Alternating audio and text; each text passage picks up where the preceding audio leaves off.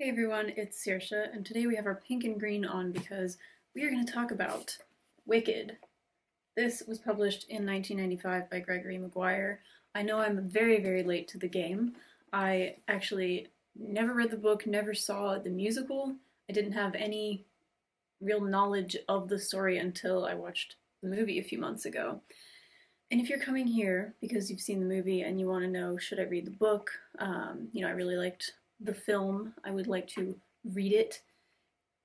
You need to know what you really need to know, and listen to me here. This is not the same story. This is not at all in any way similar to the movie that you saw. The characters' names are the same. That's about it. When I started reading it, I noticed a few differences and I was like, okay, when are the things that I saw in the movie going to happen? There were just no scenes. No scenes were the same. If you liked a scene from the movie, it's not in the book, and vice versa. So I almost always in my life read the book before seeing a movie. That's the way I like to do it. This time I was just like, you know what, I want to see the musical. I want to experience that, and then if I like it, I'll read the book because I don't often read fantasy anymore. I did a lot as a kid, but not so much as an adult. So I loved the movie. On first watch, didn't really love it. Then I started to really fall in love with the soundtrack, listened to it nonstop, and then saw it again and really loved it. So I thought I really want to spend more time with this story and read the book. As I said, not the same. Do not expect anything to be the same. This book is incredibly dark, um, disturbing at times, deals with very, very different themes. The movie is kind of colorful and light and fun. Um, any of the dark themes in the film, in the musical, will be 10,000 times darker in the book. I think we get it. Um, Definitely not a children's book. And I will say, that doesn't bother me at all. Like, I didn't want or need the book to be really fluffy and easy and light. Um, so I'm okay with the tone of the book. And also the prose was a lot better than I expected. Gregory Maguire can write a good sentence, and I liked that. But there's so much world building and so many details, and it took me like 2 months to read. It's very dense, and a lot of political stuff. And the political stuff, that's where you lose me. I am never interested in political storylines. I was more interested in the overall theme of what is evil, and to me, what really stands out in this story is nature versus nurture. And I'm a big fan of discussing that. I wrote a whole paper on King Lear in college about nature versus nurture. So, was the witch born evil? Or was she made that way throughout her life? And I want us to take a look at some of the reading guide questions in the back of this book and keep these in mind. So I'll read you 5 of these. The novel opens with a scene in which the witch overhears Dorothy, the lion, the scarecrow, and the Tin Woodman gossiping about her. She's possessed by demons, they say. She was castrated at birth. She was an abused child. She's a dangerous tyrant. How does this scene set the stage for the story, and what themes does it introduce? So that makes me think a lot about how gossip is spread, how misinformation is spread, how bullying affects people. So keep that in mind. And then one of Wicked's key themes is the nature and roots of evil. What are the theories that Maguire sets out? Is Elphaba evil? Are her actions evil? Is there such a thing as evil, a free-floating power in the universe like time or gravity? Or is evil an attribute of the actions of human beings? And then it says on page 231 and 370, there are scenes where they really discuss very openly what is evil. And we'll look at those. The place of animals, that's capital A animals, in society is an important theme in Wicked. Why does Elphaba make it her mission to fight for animal rights? How else does social class define Oz, and why? So I think about Elphaba fighting for animal rights because the animals are oppressed and othered because because of the wizard's regime and the classist society, and Elphaba probably feels kinship with them because of the way that she was treated since birth because of her green skin. Then we have Wicked is an epic story built along the lines of a Shakespearean or Greek tragedy in which the seeds of Elphaba's destiny are all sown early in the novel. How much of Elphaba's career is predestined, and how much choice does she have? Do you think that she was no more than a puppet of the wizard or Madame Morrible, as she fears? This is very interesting. And like they do get into that in the film with Madame Morrible trying to influence Elphaba to do the wizard's bidding. In the book, I mean, it's just all so much creepier and insidious and awful. Madame Morrible sort of sets a spell over Elphaba and Glinda, and I think Nessa Rose, and says that they're going to have these different places in Oz, in the politics of Oz, and they're going to be important in this way. And Elphaba always wonders if that spell was real, and if she has been a pawn of Madame Morrible and the wizard the entire time. And then we have this character of Yackle who keeps showing up throughout the book and, you know, pulling the threads and like influencing Elphaba's life. She's the reason that Elphaba's mother Melina has that potion that was it the potion that turned her green? I think so. She does something, she meddles before Elphaba and Nessa Rose are born, and she predicts that they're going to be important. And I don't know what to think about that character. Like, what the heck is she, and why does she do this to Elphaba? Why does she basically control her life, and actually does she have that power? Or do we just think that she does? And really, it brings up the question of like the power of suggestion. How much of our life is determined by us, and how much is the suggestion of other people and us just believing, oh, I'm this way because they made me this way. I don't know, there's so much to think about here. And the last one of these was Elphaba's story essentially a tragedy or a triumph? Did she fail at every major endeavor and thus fail at life, or because she refused to give up or change to suit the opinions of others, was her life a success? Is there a possibility that Dorothy's baptismal splash redeemed Elphaba on her deathbed, or was this the final indignity in a life of miserable mistakes? Very interesting, because Elphaba talks a lot about her life being a total failure, and it's very sad. You know, she comes across very depressed toward the end, especially.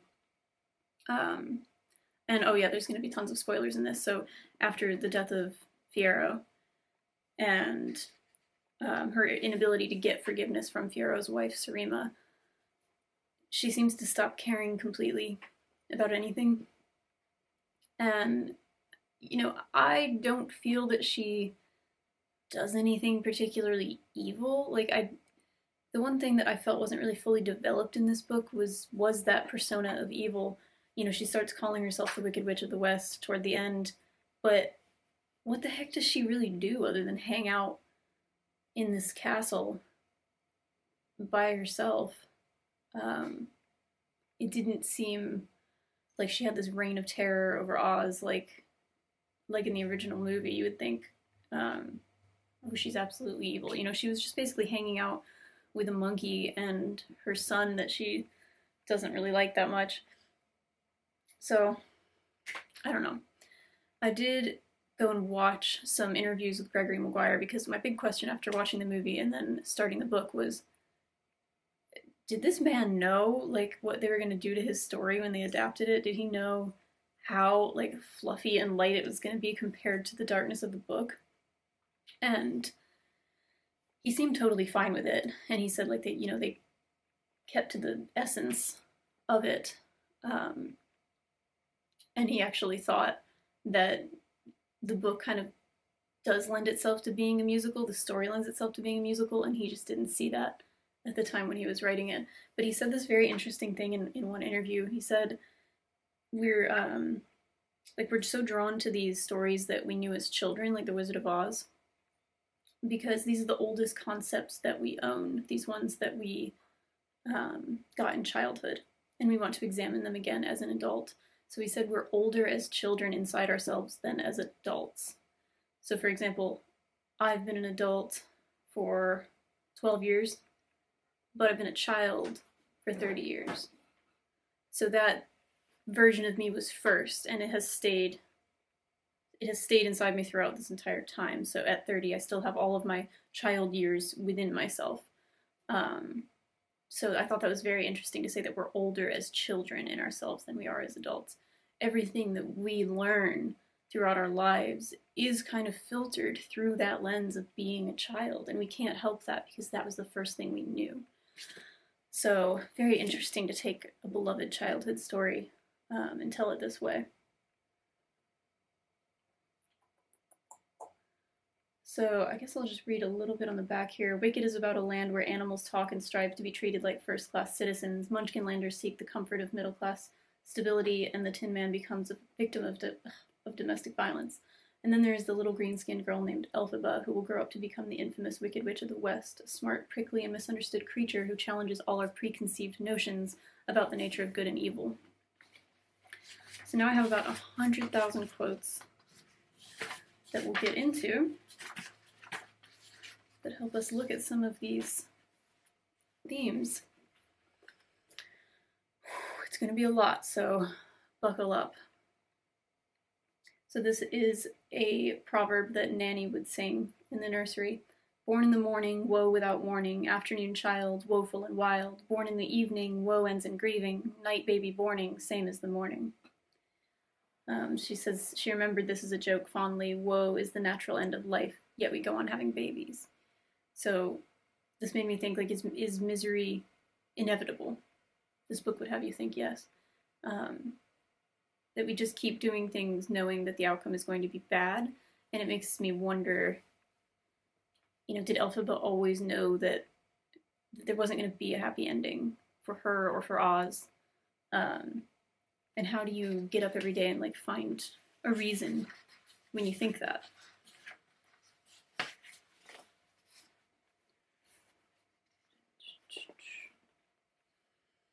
He wouldn't move, so he was bundled unceremoniously from his perch. The dwarf gave a poetic welcome. All our lives are activity without meaning. We burrow rat-like into life, and we squirm rat-like through it, and rat-like we are flung into our graves at the end.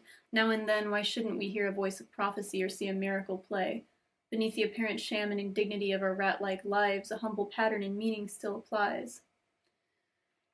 So I see this Oz, this version of Oz is very full of distractions from misery.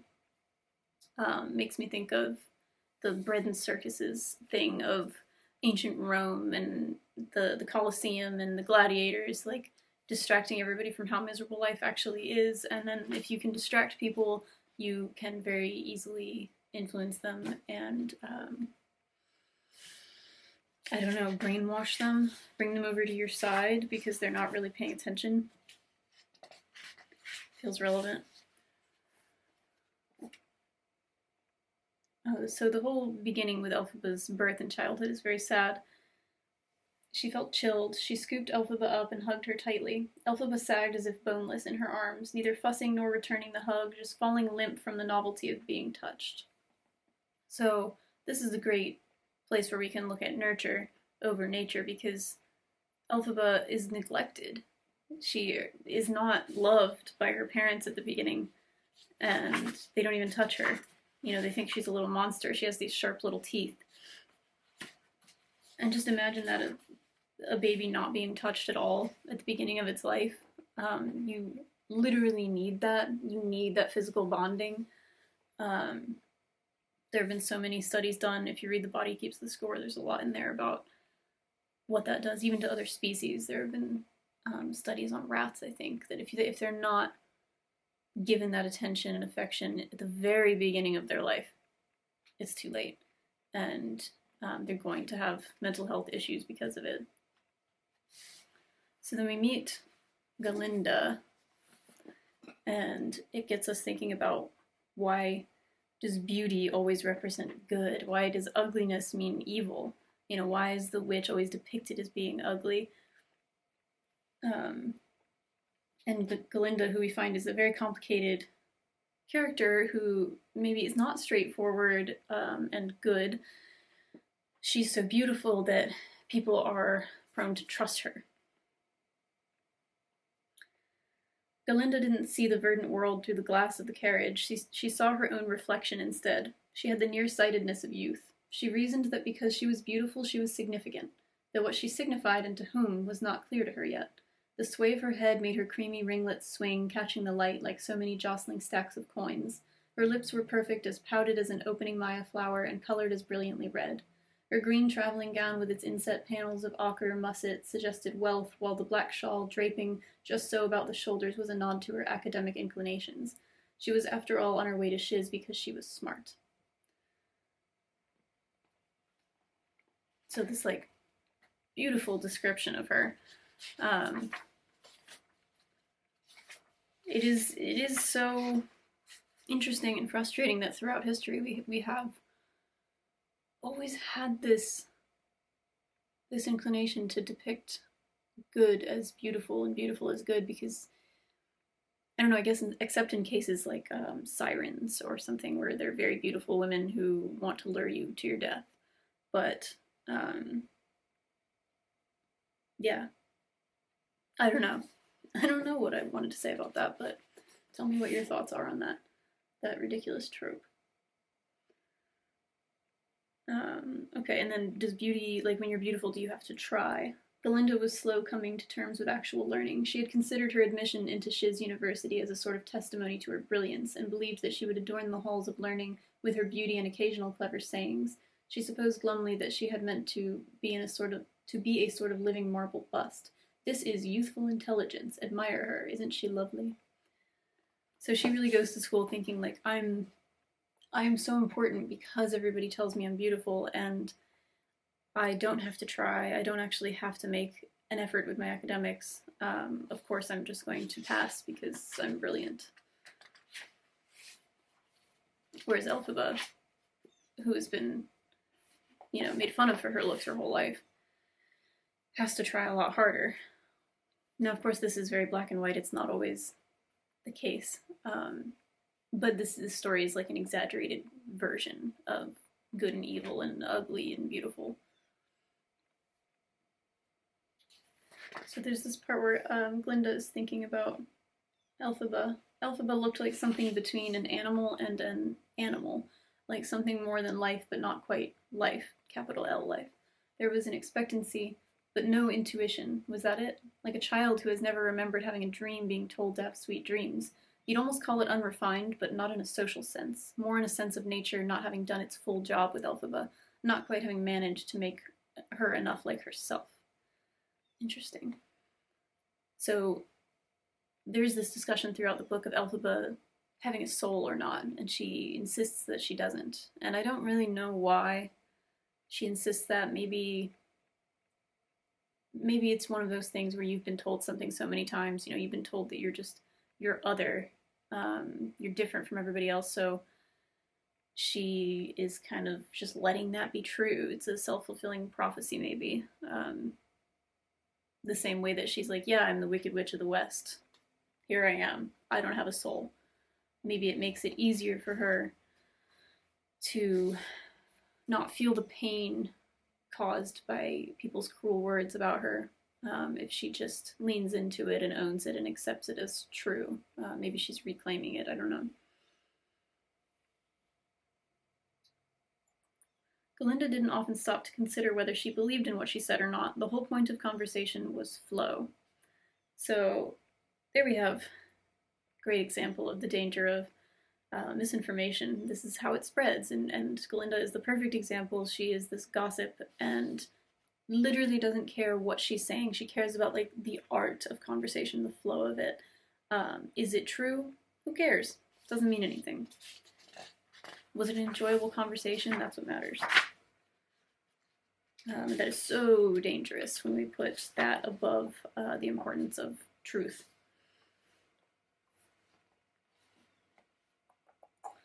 So are there two sides to Glinda? When she slides back into herself, I mean into the girl who spends 2 hours a day curling that beautiful hair, it's as if the thinking Glinda goes into some internal closet and shuts the door, or as if she's in hysterical retreat from things that are too big for her. I love her both ways, but I find it odd. I wouldn't mind leaving myself behind if I could, but I don't know the way out. That's Elphaba saying that. So, is Glinda conscious that she has these two sides to herself? And it's something you can consider when watching the movie too. There are moments where it seems that she is very aware of what's going on, and moments where it seems like she isn't.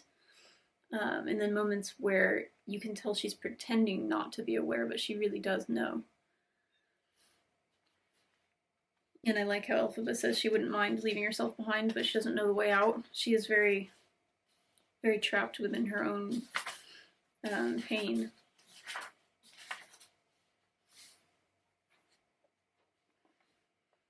So now Nanny has to see the girls through their schooling, said Nanny to Bach as they rode along. What with their sainted mother in her waterlogged grave these long years, and their father off his head? Well, the family always was bright, and brightness, as you know, decays brilliantly. Madness is the most shining way. I liked that. Brightness decays brilliantly. There's this burden of genius, this burden of greatness. So, you know, it would have you think that, like, they were fated to have this horrible end. That Nessa Rose would become this religious zealot that I think terrorizes people a lot more than Elphaba does, because Nessa Rose is like running this whole area, and Elphaba's really just off in this castle by herself. And that's another character who's totally different in the movie, and I don't know what they're going to do in part 2. So I don't even know, like, in part 2 of the musical, what happens, because there's so many differences in the storyline, like I said. Like, people who die who don't die in the movie. And I just, yeah, I don't know. I don't know what Nessa Rose is going to be like in the second part, but in the book, she's quite different than she is in the movie in pretty much every way.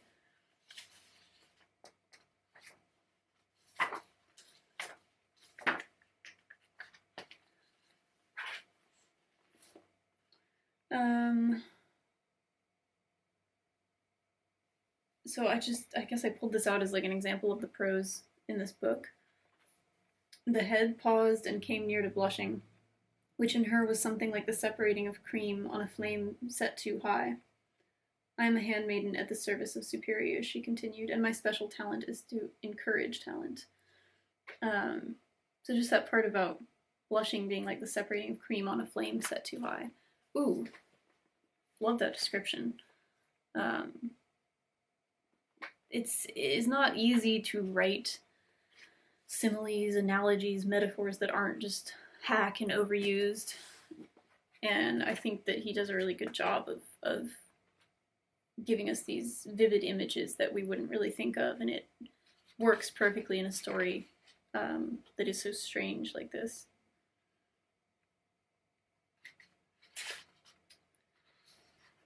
So we have a lot of I think like homoerotic undertones here between Glinda and Elphaba. And I'm not the only one saying that.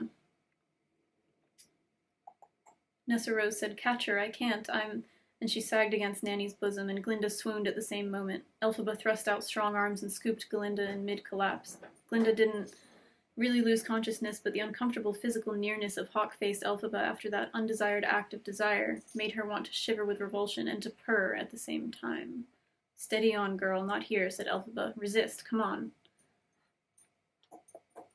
And then she says, come on, Glinda, you've got better brains. Come on, I love you too much. Snap out of it, you idiot. Yeah, interesting. Okay. And then again, let's see. There's just these moments where you're like, ooh, something's gonna happen. You'll be all right, Elphaba said. Now you're a seasoned traveler. This is just the return leg of a voyage you already know. She put her face against Glinda's and kissed her. Hold out if you can, she murmured, and kissed her again. Hold out, my sweet. So, he doesn't say where she kisses her. but I like it. I'm here for it. I wonder what is going to happen in the second part of the movie. And I just pulled this line out because, as a poet, I thought it was funny. "How poetic you are," she said. "I have a notion that poetry is the highest form of self-deception." I think that, like, the kind of attitude of Elphaba in the book is similar to her in the movie, this sort of scoffing, like, looking down on silly things. Perhaps in the movie she's a little bit more hopeful, but there's this, like, sadness that turns to anger in both of them.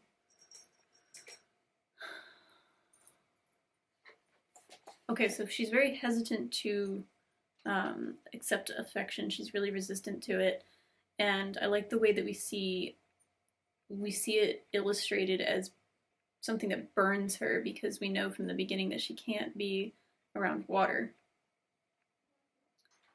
The blanket hung between them, chin to ankles, but seemed about to burst into flame itself, or roses, or a fountain of champagne and incense. Odd how the richest images bloomed in the mind when the body itself was most alert. So this is when she is with Fiyero and they're about to do it, and she's like, she just can't accept affection from him. Like, she's crying, "No, no, I'm not a woman, I'm not a person, no." And then she just can't help herself. She pins him against the wall. And so yeah, we have that image of flames, and then fountain of champagne, which is liquid, like she shouldn't be around that. And then incense, something else burning. I guess it's all kind of like this really good foreshadowing of the end, where we know that she catches on fire and Dorothy douses her in water, which kills her.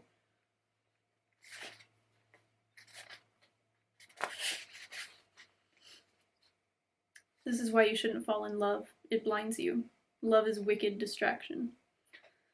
So that's a succinct example of what she thinks of love, and she has definitely been taught throughout her life that love is, maybe it's not real, maybe it's just not worth it. It's never been given freely to her.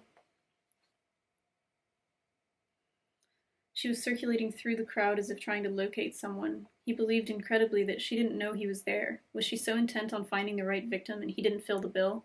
Could she not feel her lover in the same open-air square with her as the wind moved the curtains of snow? So that's when Fiyero is looking for Elphaba, and she's stalking Madame Morrible, trying to kill her. And there we see that her desire for revenge is bigger than her desire for love. Or perhaps she believes that one is more important than the other. One can be trusted more. Maybe she trusts this feeling of wanting revenge more than she trusts her feeling of love for Fiyero. So here's a page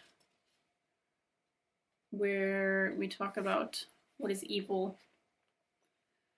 So the grim poor, there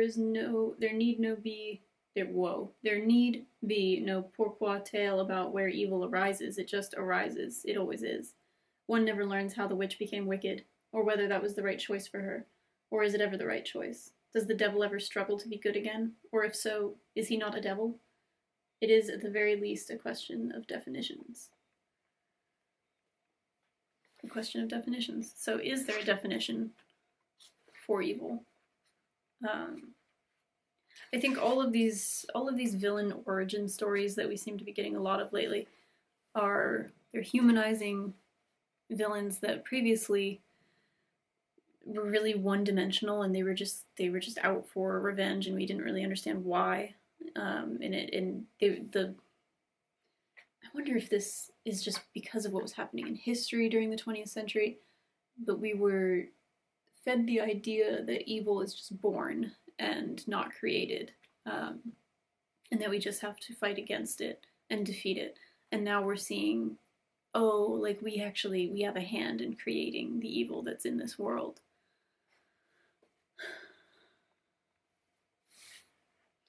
Such silly things, children, and so embarrassing because they keep changing themselves out of shame, out of a need to be loved or something, while animals are born who they are, accepted, and that is that. They live with greater peace than people do. So we can see how Elphaba is, she's drawn more to animals than she is even to her own son that she has with Fiyero. She never really trusts people's intentions. There is this paragraph here that I just like. Just an example of, like, I read this and I was like, ooh, good writing. I really like that. And this is Sarima's sisters here. They waited. The sky was a piercing blue, really almost a spring blue, and the icicles hung from the eaves in dangerous daggers, melting like mad. The sisters all sucked in their stomachs, cursing the extra piece of gingerbread, the honeyed cream in the coffee, vowing to do better. Please, sweet Lurlina, let it be a man. That was like a perfect little like snapshot of what's going on. You know, we get the season, we get the foreshadowing of the dangerous dagger of the icicle, the sisters and how desperate they are for a man to be around, and how they're regretting this rich food that they'd had. Just lovely.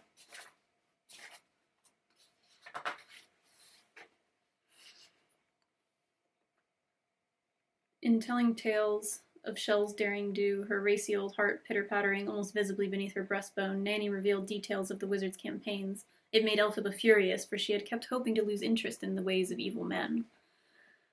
So that's a great sentence to show us, like, evil is too interesting, even to somebody like Elphaba, who is, like, so above this sort of thing because she's been so othered her whole life. She is too interested in the ways of evil men to stop listening to these stories, and that frustrates her. And, you know, this is why we get so many stories about good and evil, because we just can't help being drawn to it, especially to evil, and that's why these damn villain origin stories do so well.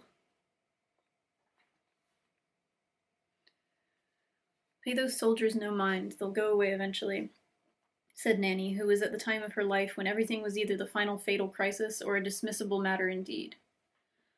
And I just liked that that little look at what aging is like. She's so old, she's at the point where this literally doesn't matter, or this is my death. Like, is this the day that my life ends? If not, I don't care. I don't care. Just thought that was like a really nice, succinct way to talk about age. Elphaba had few memories of her mother, and they were warm, sometimes searing. Perfect. So again, we get this idea of love burning Elphaba. And was she born that way? Was she born with the inability to accept affection? No, I don't think so. I would definitely argue everything that happens with her character is because of nurture, not nature. She was neglected as a child, and then she was bullied and ostracized and mocked and experienced failure after failure, and ultimately feels this deep guilt for being the cause of Fiyero's death. So I think all of that prevents her from accepting love. Also, did Fiyero die? I'm so confused, because I had it totally spoiled for me that he turns into the Scarecrow in the musical. Massive spoiler that I didn't want. And so I was expecting that in the book, that he was going to be the Scarecrow, but there's this one like throwaway line where she's like, I wonder if the Scarecrow could be Fiyero. And then that's never followed through. What are we supposed to think? Is he, like, it really seems in the book like he just died. So, got no clue who the Scarecrow is supposed to be in the book, but apparently in the musical it's Fiyero. I don't know. Don't even tell me. You know what? I don't want to hear it, because I'm so tired of the spoilers. And I know it's my fault for waiting like 20 years to get into this, but give me a break. Perhaps Nessie didn't want the position of eminence and was just as incarcerated there as her older sister was here. Perhaps Elphaba owed her the chance of liberty. Yet how much really could you owe other people? Was it endless? I thought that was very interesting. What do we owe each other? It made me think of The Good Place, and they're always talking about that book. I think it's What We Owe to Each Other. And it gets you thinking about moral philosophy and ethics, and like, do we have the obligation to do everything that we can for other people? And in Elphaba's case, what does that mean? Does she owe anything to strangers, or just to her own family? To her family who neglected her and really wasn't that great to her? What does she owe them?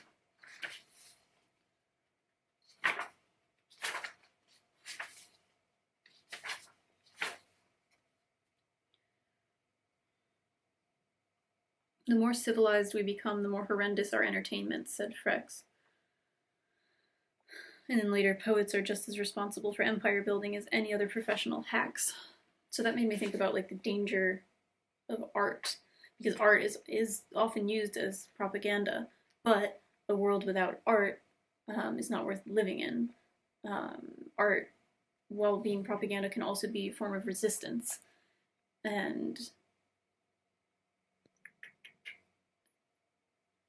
I don't know, this line about the more civilized we become, the more horrendous our entertainments, that kind of made me think of something like Hunger Games, like anything you see in a dystopian story where we've just gone too far as a civilization. We've become too advanced that we start moving backwards, and now, violence becomes entertainment.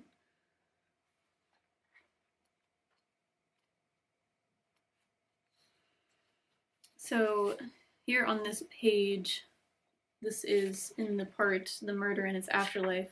This is all description of the tornado, and I'm just going to read this as an example of how information changes a lot based on who's telling it. Afterward, there was a lot of discussion about what people had thought it was. The noise had seemed to come from all corners of the sky at once. Journalists, armed with the thesaurus and apocalyptic scriptures, fumbled and were defeated by it. A gulfy deliquescence of deranged and harnessed air, a volcano of the invisible darkly construed. To the pleasure faithers with TikTok affections, it was the sound of clockworks uncoiling their springs and running down at a terrible speed. It was the release of vengeful energy. To the essentialists, it seemed as if the world had suddenly found itself too crammed with life, with cells splitting by the billions, molecules uncoupling to annihilation, atoms shuddering and juggernauting in their casings. To the superstitious, it was the collapsing of time. It was the oozing of the ills of the world into one crepuscular muscle, intent on stabbing the world to its core for once and for all. To the more traditionally religious, it was the blitzkrieg of vengeful angel armies, the awful name of the unnamed god sounding itself at last, surprise, and the evaporation of all hopes for mercy. One or two pretended to think it was squadrons of flying dragons overhead, trained for attack, breaking the sky from its moorings by the thrash of tripartite wings. I don't know what that means. In the wake of the destruction it caused, no one had the hubris or courage or the prior experience to lie and claim to have known the act of terror for what it was, a wind twisted up in a vortical braid, in short, a tornado. So that was great. Just in that half a page, we get all these different views, and this is just, it feels so relevant right now with the state of politics and how every single group of people has a different way of interpreting what they're seeing. And which one of these, if you read this page, which one of these would be right? We don't even know, we don't have these, a lot of these people in the real world. This is fantasy, the pleasure faithers with their TikTok affections. The amount of times TikTok was said in here, I was just this is so weird reading this now. TikTok, the app, didn't exist when he wrote this, but it's spelled the same way. And also, have you seen Return to Oz? Because I love that movie, and there's that little character, TikTok, and he's a little robot. So there's this very steampunk element to this story, which I like. I appreciate that.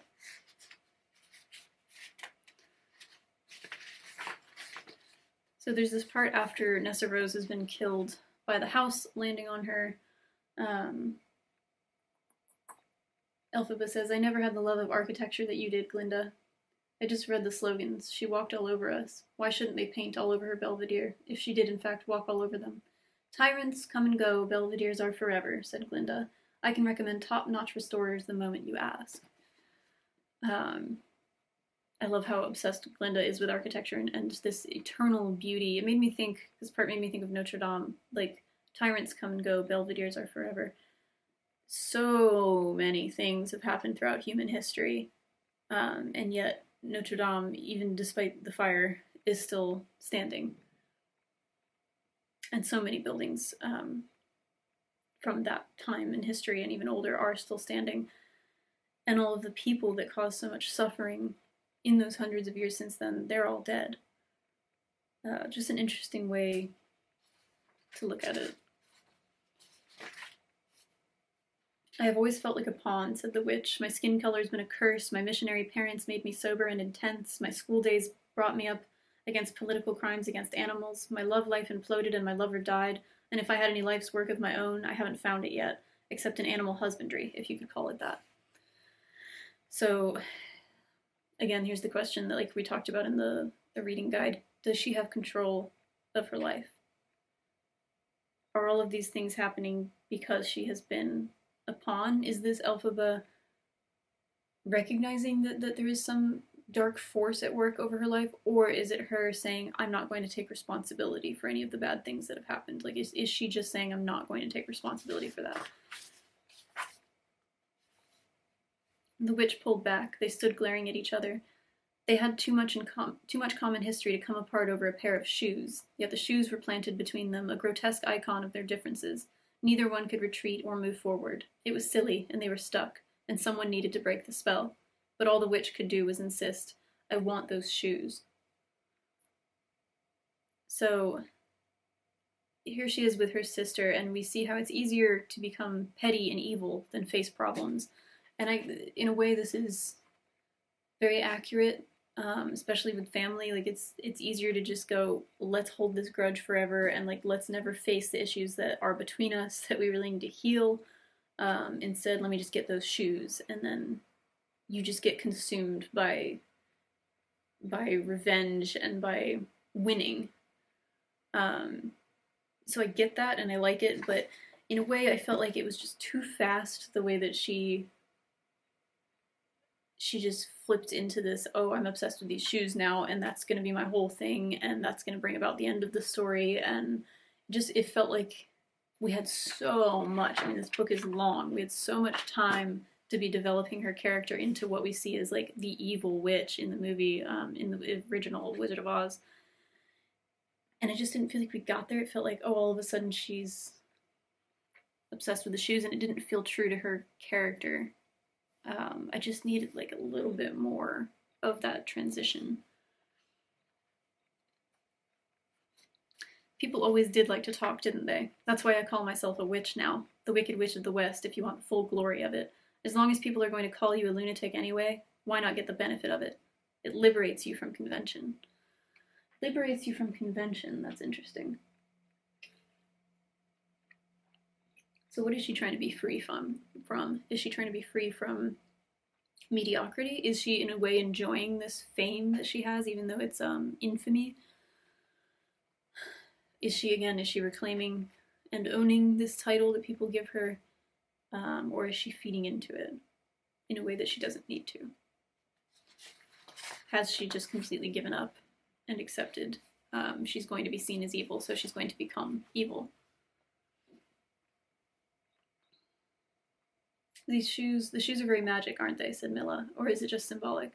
How do I even know? Said the witch. I haven't ever put them on, but if I could get them and they could walk me out of this parlous life, I wouldn't be sorry. So even when she goes into this vengeful, like almost fugue state where she goes to kill Madame Morrible and then realizes she's just missed her, like she's already died in her bed, and all she wants is to hunt Dorothy down and get the shoes, she just doesn't care what happens to her. She doesn't care if she dies. And I think that's often what makes a villain, is they have given up on their life. And they get to the point where they want to go and they don't care if they take other people down with them.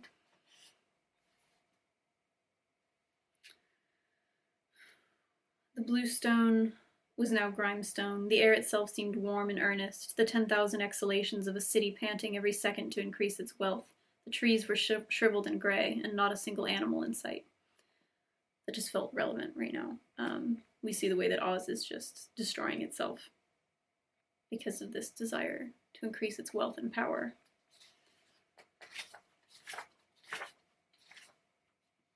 Okay, here's another page about evil, where she's at Avaric's and they're having this whole conversation about what is evil. "Well, I stick with my suggestion," said Avaric. "Evil isn't doing bad things, it's feeling bad about them afterward. There's no absolute value to behavior. First of all, institutional inertia," claimed the witch. "But whatever is the great attraction of absolute power anyway?" "That's why I say it's merely an affliction of the psyche, like vanity or greed," said a copper magnate. "And we all know vanity and greed can produce some pretty astounding results in human affairs, not all of them reprehensible." "It's an absence of good, that's all," said his paramour, an agony aunt for the shiz informer. "The nature of the world is to be calm and enhance and support life, and evil is an absence of the inclination of matter to be at peace." "Pig-spittle," said Avaric. "Evil is an early or primitive stage of moral development. All children are fiends by nature. The criminals among us are only those who didn't progress." "I think it's a presence, not an absence," said an artist. "Evil is an incarnated character, an incubus or a succubus. It's an other. It's not us." "Not even me," said the witch, playing the part more vigorously than she expected. "A self-confessed murderer." "Oh, go on with you," said the artist. We all of us show ourselves in our best light. That's just normal vanity. Evil isn't a thing. It's not a person. It's an attribute like beauty. It's a power like wind. It's an infection. It's metaphysical, essentially. The corruptibility of creation. Blame it on the unnamed God, then." "But did the unnamed God create evil intentionally? Or was it just a mistake in creation?" "It's not of air and eternity, evil isn't. It's of earth. It's physical. A disjointedness between our bodies and our souls. Evil is inanely corporeal, humans causing one another pain, no more, no less. I like pain, if I'm wearing calfskin chaps and have my wrists tied behind me. No, you're all wrong, our childhood religion had it right. Evil is moral at its heart, the selection of vice over virtue. You can pretend not to know, you can rationalize, but you know it in your conscience. Evil is an act, not an appetite. How many haven't wanted to slash the throat of some boar across the dining room table? Present company accepted, of course. Everyone has the appetite. If you give in to it, that act is evil. The appetite is normal. Oh no, evil is repressing that appetite. I never repress any appetite." Okay, that's like a long description, but here's all these different characters sitting down, and you can see how many different views there are of what is evil. Nobody can agree on it. "The real thing about evil," said the witch at the doorway, "isn't any of what you said. You figure out one side of it, the human side, say, and the eternal side goes into shadow, or vice versa. It's like the old saw, what does a dragon in its shell look like? Well, no one can ever tell, for as soon as you break the shell to see, the dragon is no longer in its shell. The real disaster of this inquiry is that it is the nature of evil to be secret." It's the nature of evil to be secret. Why does she say that? Later she says, "Why do I deserve such a fiend? Why is my life so plagued? Who positioned her here? Who positioned her to influence my life?" And this is where she's meeting the dwarf and the clock of the time dragon and talking about Yakel. So is it all coincidence, or did Yakel actually cause everything to happen in this story? When she got home, she was 38 and just realizing that what it felt like to have a sense of home. For that, Sarima, thank you, she thought. Maybe the definition of home is the place where you are never forgiven, so you may always belong there, bound by guilt, and maybe the cost of belonging is worth it. Oh, what a sad and bleak idea of what home is, but so poignant. You're always going to belong there because you're bound by guilt, because at home you're never forgiven. So she can never get away from her childhood trauma. She can never get away from her abandonment issues. Those have followed her forever.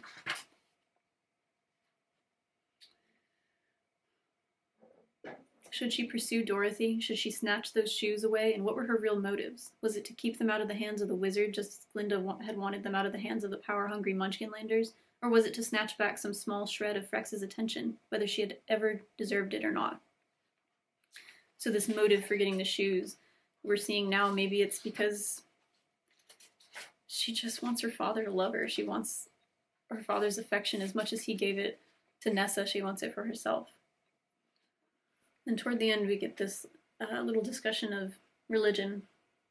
If you could take the skewers of religion, those that riddle your frame, make you aware every time you move, if you could withdraw the scimitars of religion from your mental and moral systems, could you even stand?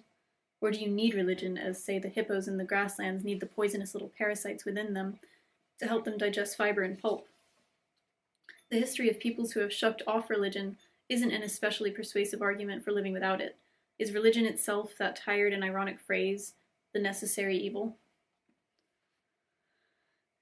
Very interesting, because something that's very different in the book and the movie is her family is they're like religious missionaries, and in the movie they're politicians. Her dad is a politician.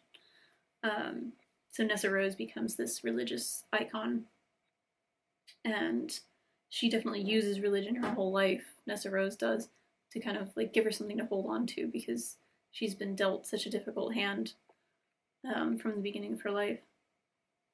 And I don't know. It's just something to think about. Religion and politics both play a big role in this book, and you can see how they influence each other. And it makes you think of the separation of church and state, and why isn't that implemented? Especially in this day and age, we're not living in a fantasy world. This is the real world 2025, and there still doesn't seem to be a separation. This part just made me laugh, where she finally meets Dorothy, and she says, "First give me the shoes, for they're mine, then we'll talk." Dorothy says, "I can't. They won't come off. I think that Glinda put a spell on them. I've been trying to get them off for days. My socks are so sweaty, it's not to be believed." My socks are so sweaty. So the last one that I'll read, and wow, I'm tired.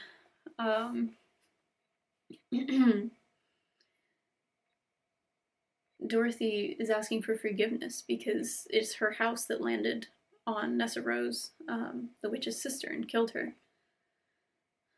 "Would you ever forgive me, for I could never forgive myself?" The witch shrieked in panic and disbelief that even now the world should twist so, offending her once again. Elphaba, who had endured Serima's refusal to forgive, now begged by a gibbering child for the same mercy always denied her. How could you give such a thing out of your own hollowness? How could you give such a thing out of your own hollowness? So this makes me think of, when we're so beaten down by life, how do we find it in ourselves to give to other people? Like they say, how do you pour from an empty cup? Elphaba feels so drained at this point. She has just endured more than she can withstand, and now she's being asked to forgive the person who had a hand in killing her sister. And it just feels like this massive insult from the universe. After all the work she did trying to get forgiveness from Serima, and Serima would never even hear of it. They never even got to have the conversation, "I had an affair with your husband and he died because of me." She didn't even get to tell her that, and she so desperately wanted her forgiveness. And now for this little girl to be asking, "Sorry, my house landed on your sister, will you forgive me?" It feels like the ultimate insult, and almost too much for her to continue living after being asked that, because it feels so absurd. And if life is just absurdity, what's the point? What am I doing here? And then that's it for her. Then she is doused with water, and it's the end.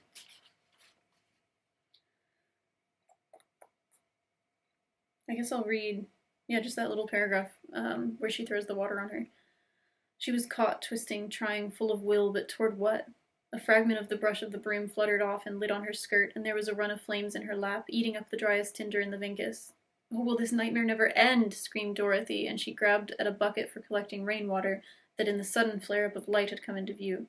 She said, "I will save you," and she hurled the water at the witch.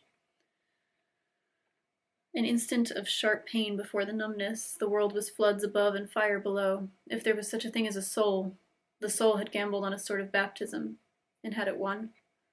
The body apologizes to the soul for its errors, and the soul asks forgiveness for squatting in the body without invitation. It's so sad, this ending. So what do we think in the end? Does she have a soul? And does she recognize that in the moment that she dies? That she's had this baptism. And it's interesting the way she pictures the soul as like squatting in the body without permission. She never asked to have a soul. Perhaps somebody who has been told their whole life that they're evil and bad and wrong. It's impossible for them to see themselves as good. So she really just, she runs from that idea of like, could I be like the people who are so horrible to me? If they all have souls, maybe I don't want to be like them. You know, because it seems like having a soul makes you evil, because the bullies are evil. And I don't know, you know what? I'm gonna leave it at that, I think. Really gets you thinking. So read this. I mean, if you watch the musical or the movie and you want kind of a vague approximation of the same story, then read it. I don't know if I will continue and read the rest of the series because, again, I just don't read a lot of fantasy, so it was kind of hard for me to get into. But the writing is good.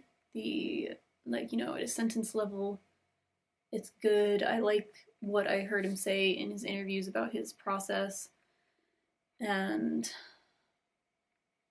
it obviously gives us a lot of interesting stuff to think about. So, yeah, overall, I guess I would recommend giving it a try. It's not going to be for everyone, I assure you. It is very, very, very, very strange. If you've read the rest of the books, please let me know if they're worth checking out. And let's get into a discussion about what is evil. What's your definition of it? Do you think the witch was evil? Do you think that she was born that way? Or was she made that way by her life circumstances? So that is it. Thank you so much for watching, and I will talk to you all next time. And I'm sorry that it's been so long. I've been so busy. I can't believe this is like my first video of the year. I know. And my goal of reading 52 books is like out the window already because I was traveling and starting a new job, and then like reading Wicked. It took me a long, long time. So I'm only on my second book of the year. Anyway, until I see you next time, happy reading.